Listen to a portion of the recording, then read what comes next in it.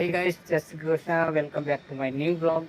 Guys, તમને પણ એવો ડાઉટ હશે કે મારી યુટ્યુબમાં બ્લોગ શૂટિંગ કરવા છે, મારા પાસે સ્ટેન્ડ નથી, મારા પાસે કંઈક સ્ક્રિપ્ટ નથી, મારા પાસે કંઈક નોલેજ નથી, મારા પાસે કંઈ બી નથી એમ.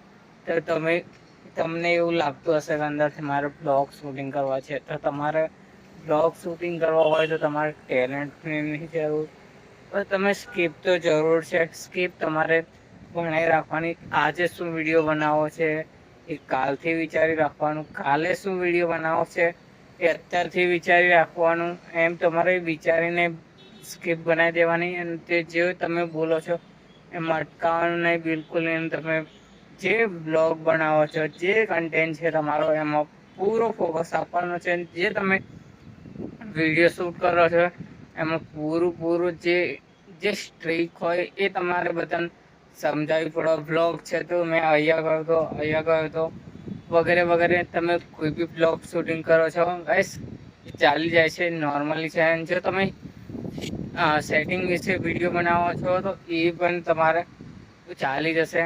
ગાઈસ, તમે કોઈ બી વિડીયો બનાવો છો અને તમને એવું થાય છે કે મારા વિડીયો બનાવો એટલે બનાવો, અને મારે તમને અંદરથી કંઈક નવું કરવાની ઈચ્છા હશે.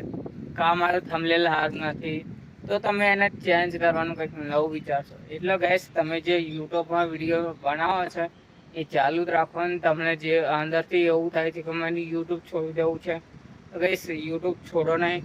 અત્યારે તમે જેટલી મહેનત કરી લેશો તમારે અગાડી કંઈક તમે નવું કરી શકો છો. એટલે તો ગાઈસ, તમે યુટ્યુબ બિલકુલ ના છોડો. અને જે તમારી મહેનત છે એના પર બિલકુલ અડીત રહો. એટલે જો અડી રહો એટલે એનો મતલબ છે જે તમે ટાર્ગેટ છે એને પૂરું જ કરો ગાઈસ.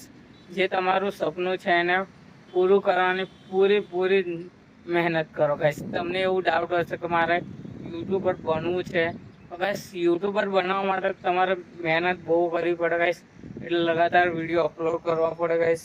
તમને મેં આ જાણકારી પૂરી આપું છું આ વિડીયો વિશે. તમારું શું કહેવું છે કોમેન્ટમાં જણાવી દેજો. જય શ્રી કૃષ્ણ. ગાઈસ, મારા પાસે કંઈક બ્લોગનું કંઈક સામાન પણ નથી. મેં સ્ટેન્ડ લેવાનો વિચારો રહ્યો છું પણ એ પણ નથી લઈ શકતો. એ મેં કેમ નથી લઈ શકતો એ મારી કંઈક મજબૂરી છે એટલે મેં નહીં લઈ શકતો. ગાઈસ, તમે એવું ડાઉટ હશે કે આ સ્ટેન્ડ કેમ નહીં લઈ શકતો. ગાઈસ, મારા થોડા યુટ્યુબમાં સબસ્ક્રાઈબર એવું થઈ જશે એટલે મેં સ્ટેન્ડે લઈ લઈશ. વિડીયો એડિટ કરીને એ વિડીયો એડિટ કરવા માટે કંઈક ગેજેટ લઈ લઈશ, કંઈ ને કંઈક નવું લઈશ ગાઈસ. એટલે આ વિડીયો વિશે તમારું શું કહેવું છે કોમેન્ટમાં જણાવી દેજો. જે તમે યુટ્યુબમાં વિડીયો બનાવો છો એ લગાતાર વિડીયો ચાલુ રાખો. અને જે તમે સ્ક્રિપ્ટ બનાવો છો એ સ્ક્રિપ્ટ અત્યારથી સોચી રાખવાની. એટલે કંઈ જો સ્ક્રિપ્ટ સોચવી ના હોય તો સ્ક્રિપ્ટના વિશે જે જાણકારી હોય તો તમારે એ બુક છે એની અંદર લખી દેવાનું છે. જે તમે બોલવા જાઓ છો એમાં બિલકુલ અટકાવવાનું નહીં. અને જે તમે સ્ક્રિપ્ટ